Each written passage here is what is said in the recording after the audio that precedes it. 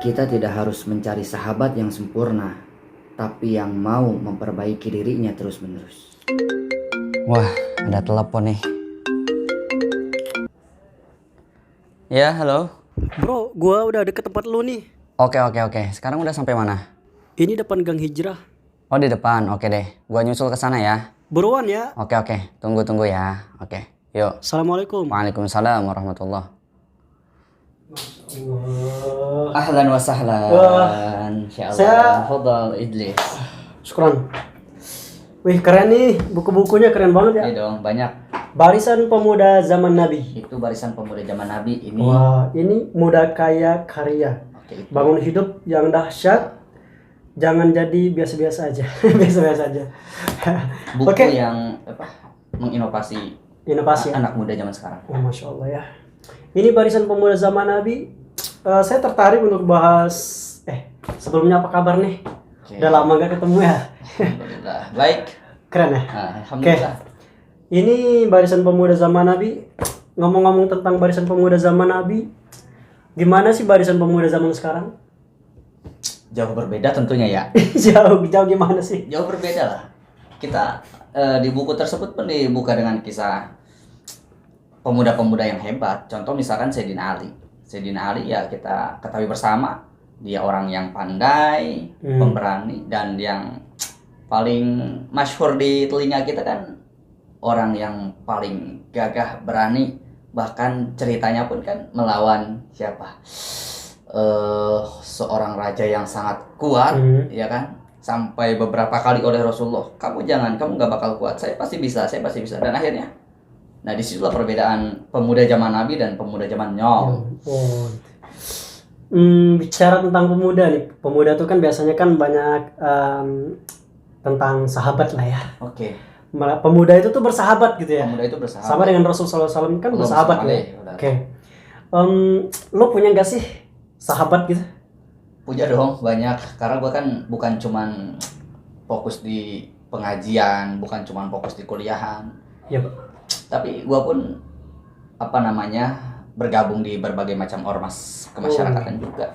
Bahkan di relawan sosial pun gua ikut gabung. Karena gua punya keyakinan bahwa seorang pemuda itu yang mampu mencari sahabat-sahabat sebanyak mungkin. Oke. Tapi perlu kita garis bawahi, jangan mencari sahabat yang hebat, tetapi carilah sahabat yang selalu mau mengevaluasi dirinya sendiri dan mengingatkan kepada kita. Dan di situ kita saling menasehati. Oke. Apa sih definisi sahabat kalau menurut lu, bro? Sahabat itu yang menurut gua adalah orang yang setia di saat kita suka maupun duka. Itu sahabat. Karena banyak orang yang mengaku sahabat tapi hanya datang ketika ya gua banyak duit. Ketika senangnya doang. Ketika senang mereka datang. Tapi ketika gua lagi bokeh dan lain sebagainya, job gak ada, mereka pun menjauh. Entah apa yang ada dalam pikiran mereka. Itu bukan sahabat itu. Tapi itu penjahat bagi saya. Penjahat ya. Penjahat. Oh, berarti kalau seumpamanya ada orang yang temenan sama kita ya. Yes. Temenan sama kita, seneng dia ada, kalau susah nggak ada berarti dia penjahat. Penjahat. Oh, bahkan paling ya lebih jahat dibanding penjahat. Oh my god. Itu bagi pandangan gua sendiri. Kenapa? Karena ya hanya memanfaatkan di saat seseorang memiliki sesuatu saja dan mereka manfaatkan. Penjahat yang asli itu ya intinya lebih jahat daripada penjahat lah. Lumayan bahaya juga ya kalau kayak gitu ya. Oke, kan sahabat nih. Kata lu tadi kan kalau lu tuh punya teman yang banyak, relasi yang banyak, link yang banyak. Terus lagi ikut kegiatan sosial ini itu gitu. Ini kan lagi maraknya isu Palestina Israel. Yes. Menurut lu atau lu punya nggak sih sahabat atau komunitas yang sudah punya gerakan atau apa sih yang lu lakuin sama teman-teman lu gitu? Yes. Barusan tadi malam salah seorang kawan di komunitas sosial kami menghubungi, Ustaz, kapan kita mau gerak untuk pengumpulan dana? Baru mau gerak, tapi sebagian sudah jalan. Gitu. Sebagian sudah jalan. Karena kan yang tadi gua katakan, gua itu komunitasnya banyak, bro. Oh my god. Ormasnya banyak, bro. Amazing ya. Nah itu ya komunitas yang memang yang baru maupun itu di antara ormas-ormas ataupun komunitas yang gue ikutin. Jadi sebagian sudah gerak. Oh, sebagian sudah gerak ya. Palestina, berbicara tentang Palestina nih. Kalau menurut lu dan sahabat-sahabat lu, Palestina itu apaan sih? Urgensi membela Palestina itu apaan sih buat pribadi dulu ya, buat pribadi, jangan buat yang lain-lain dulu. Kalau gue sih mudah aja ya. Gue tuh pernah baca buku tentang ulama besar Indonesia, Profesor Dr. Buya Hamka menulis buku Cemburu Karena Allah. Oh, gimana tuh? Alias Giroh. Artinya apa? Artinya di bab kedua itu dikatakan bahwa setiap individu yang mengaku agamanya adalah Islam, ketika melihat di antara ajaran-ajaran atau simbol-simbol keislamannya itu diganggu dan dia tidak reaction atau tidak mereaksi atau tidak merespon, this is mati. Oh, berarti orang yang nggak care dengan Palestina berarti dia mati? Mati. Bahkan dikatakan takbir saja 4 kali. Buya Hamka yang mengatakan. Iya. Artinya apa? Dia sudah meninggal. Sudah tidak ada giroh kecemburuan. Kenapa? Ya karena gue yakin Al-Aqsa itu ya adalah masjid yang benar-benar mulia karena dicantumkan langsung di dalam kitab suci Al-Quran Al-Isra ayat 1. Oke. Ini kemarin di internet ya, dari kemarin itu beberapa hari yang lalu tuh banyak banget orang yang ngasih bintang 1 ke Facebook. Yes. Nah, kalau menurut lu tindakan seperti itu bagus nggak sih? Ya karena mungkin mereka memandang Facebook itu made in Israel. Sehingga mereka ya merasa mau ngapain gua memberikan penghargaan yang bintang lebih dari 1 sedangkan mereka adalah penjahat bagi saudara-saudara gua. Tapi kenapa cuman Facebook doang? Kan Ya, Google juga mungkin, milik Israel nih. Ya mungkin pengetahuan mereka yang sebisanya. semampu mereka, sebisa mereka karena mungkin pengetahuannya bahwa Facebook itu made in Israel ya Google belum sampai mungkin ke telinga mereka. Kalau ini nih, kalau kalian sama teman-teman kalian nih, bro. Yes. Kan biasanya minta-minta di jalan gitu ya. Yes. Enggak malu apa?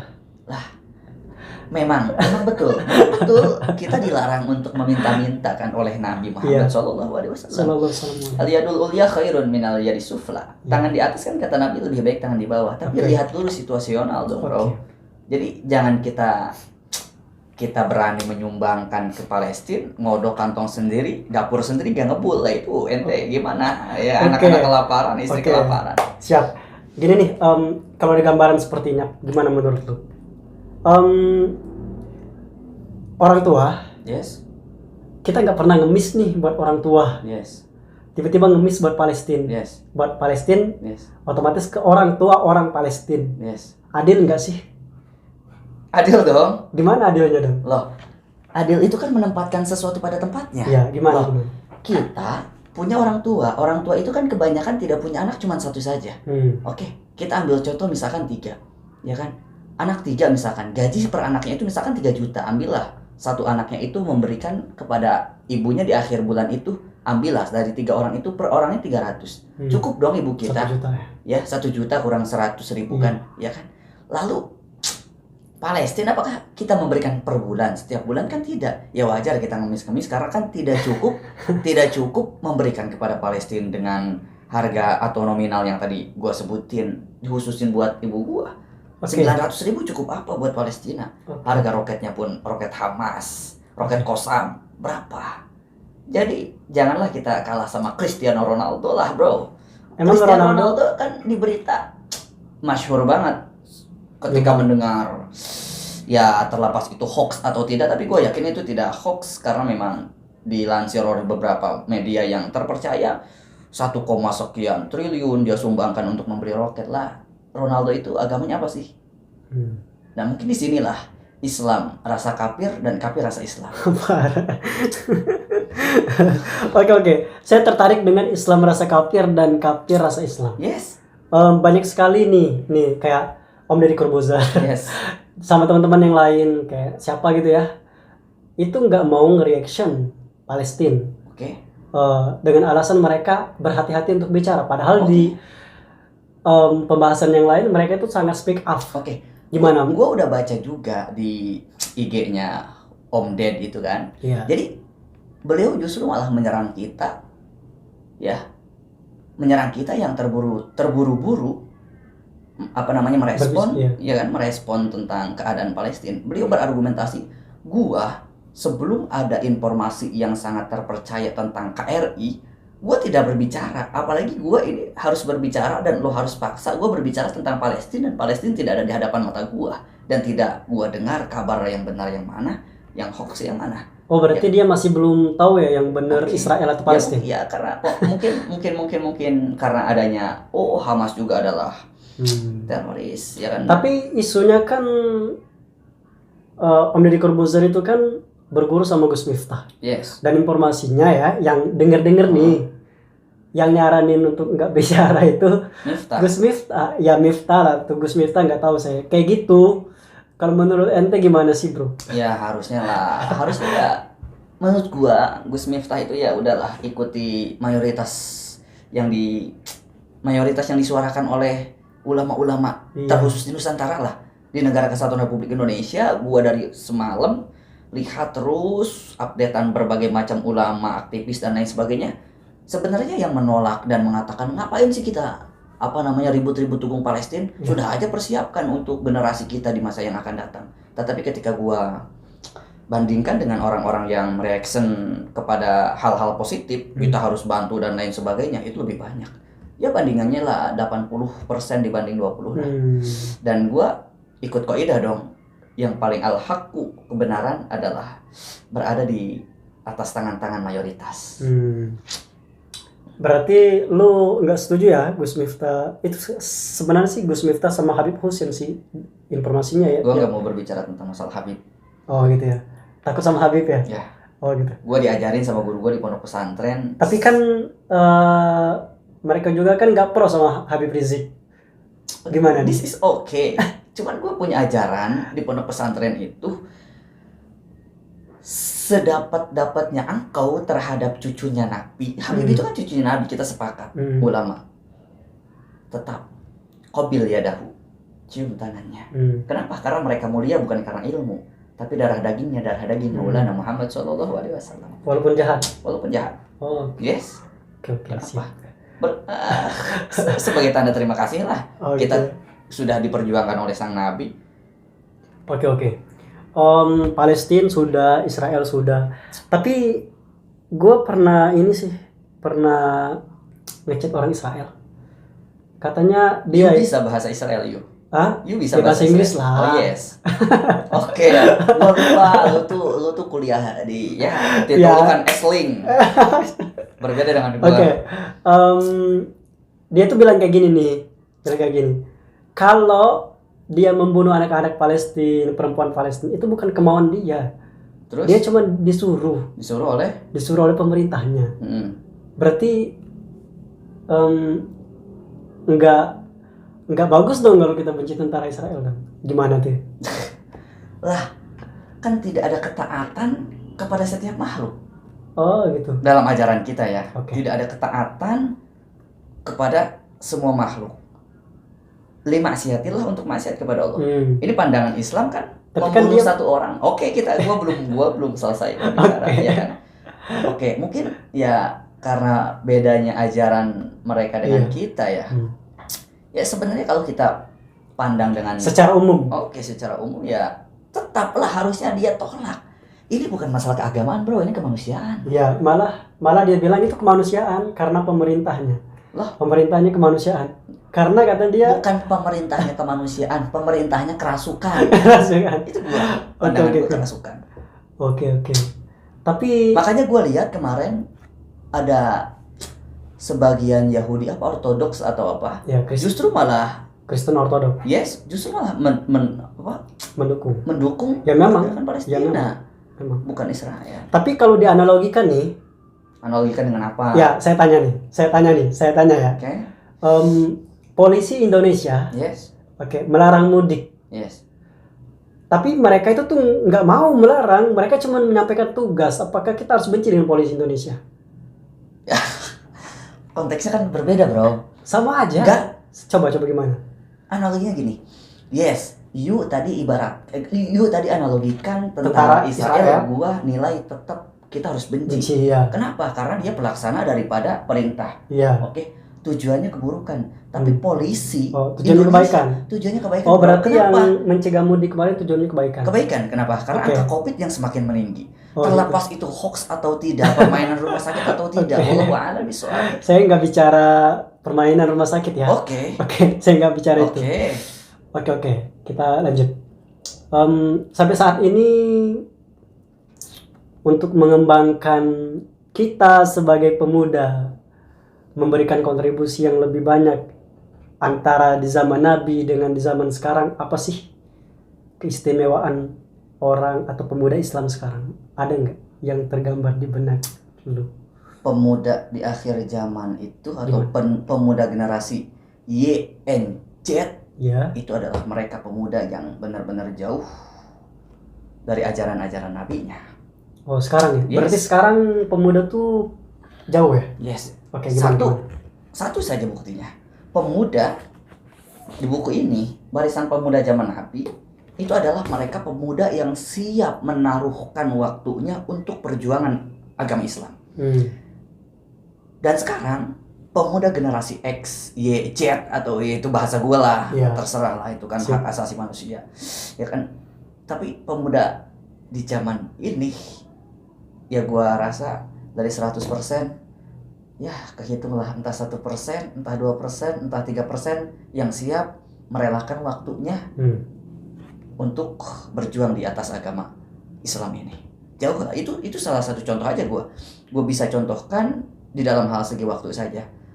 Pemuda di zaman Nabi itu mereka memanfaatkan waktu untuk hal kebaikan, baik untuk dirinya sendiri ataupun orang lain.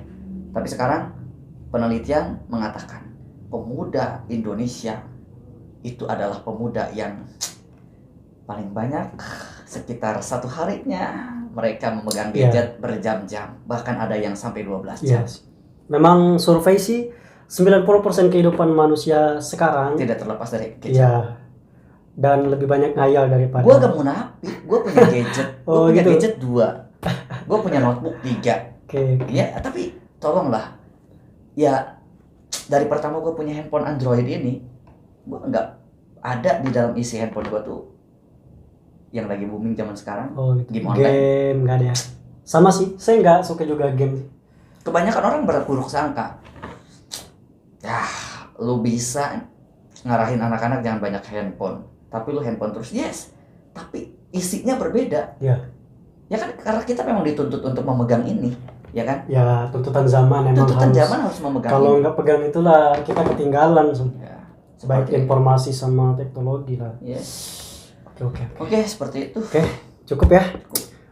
Kayaknya gue udah ditelepon mamah nih. Oke. Gue mau pulang dulu ya. Salamin ke mami Oke. and papi lu dari gua Siap. dan doakan gua selalu bisa Oke. berjuang.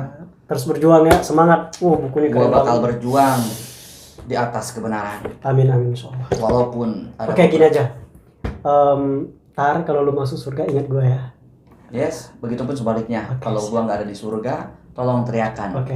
Gua pernah berjuang bersama Oke. dengan sahabat gua. Oke. Karena sahabat yang tadi gua katakan, sahabat yang selalu setia, baik di kala senang maupun duka. Begitupun ketika dalam konteksnya keakhiratan, sahabat adalah yang mampu menarik sahabat tersebut dari neraka ke dalam surganya Allah Subhanahu wa taala. Amin insyaallah. Barakallahu fiik. Wa fika barakallah. Oke, sekarang ya. Terima kasih. Turun dulu nih. Oke, ila liqa. Oke. Assalamualaikum. Waalaikumsalam warahmatullahi wabarakatuh.